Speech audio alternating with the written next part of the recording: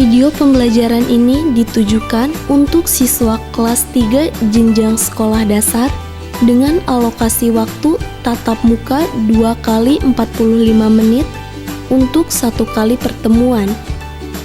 Penyajian dan kedalaman materi disesuaikan dengan kompetensi dasar yang ada dalam kurikulum 2013.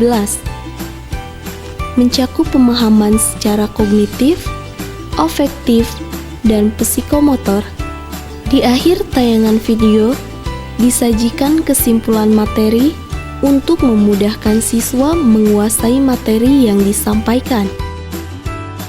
Berawal dari bulir-bulir padi terpilih inilah beragam jenis kudapan yang sering kita makan sehari-hari bermula.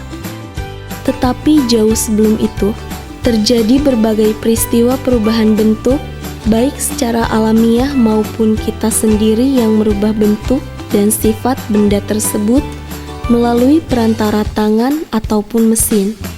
Penyebab perubahan bentuk tersebut antara lain karena usia, pengeringan, serangan penyakit, pembakaran, pendinginan, peleburan, pemanasan, dan pemanfaatan. Ada 2 jenis perubahan bentuk pada sebuah benda. Yang pertama, perubahan bentuk sementara. Misalnya, air yang kita masukkan ke dalam lemari pendingin akan berubah bentuk dan sifatnya menjadi es karena adanya perubahan suhu. Perubahan ini disebut dengan perubahan fisika, yaitu perubahan yang sifatnya sementara.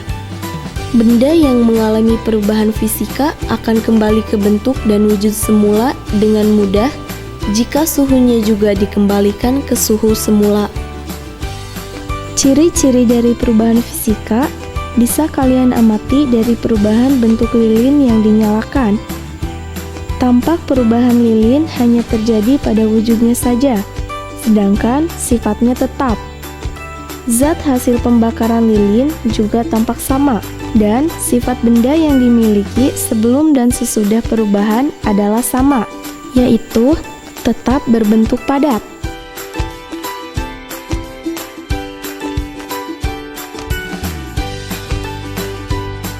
Yang kedua adalah perubahan yang sifatnya tetap atau sering disebut perubahan kimia, yaitu benda tersebut berubah bentuk untuk selamanya. Gabah padi yang sudah melalui proses pengeringan ini ketika dimasukkan ke dalam mesin penggilingan padi berubah bentuk dan sifatnya secara tetap, antara lain selamanya menjadi beras, dedak, dan sekam. Perubahan gabah padi tersebut disebabkan karena kesengajaan melalui perantara manusia dan mesin. Berubahnya gabah padi menjadi beras, sekam, dan dedak ini diakibatkan adanya proses pemanasan dan perputaran pada gigi mesin sehingga menyebabkan kulit yang menempel pada gabah padi mengelupas akibat adanya perubahan tekanan dan suhu di dalam mesin.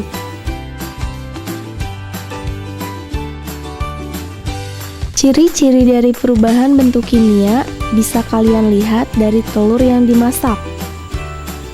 Antara lain, terjadi perubahan susunan zat yang ada pada kandungan telur. Adanya bentukan wujud baru, perubahan bentuk telur pun tidak dapat dikembalikan ke bentuk semula.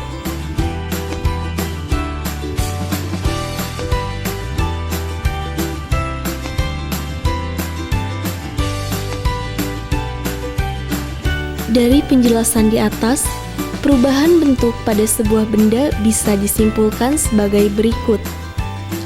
1. Ada 2 jenis perubahan bentuk, yaitu perubahan bentuk sementara, disebut dengan perubahan fisika, dan perubahan bentuk yang kekal atau selamanya, yang disebut dengan perubahan kimia. 2.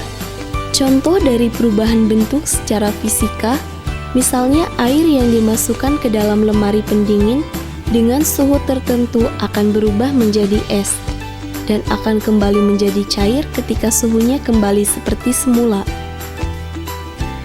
3. Sedangkan contoh dari perubahan kimia yaitu perubahan bentuk gabah padi menjadi beras, sekam, dan dedak melalui perantara mesin penggilingan. 4. Penyebab perubahan bentuk diakibatkan adanya perubahan usia, penyakit, pendinginan, pemanasan, pembakaran, dan sebagainya.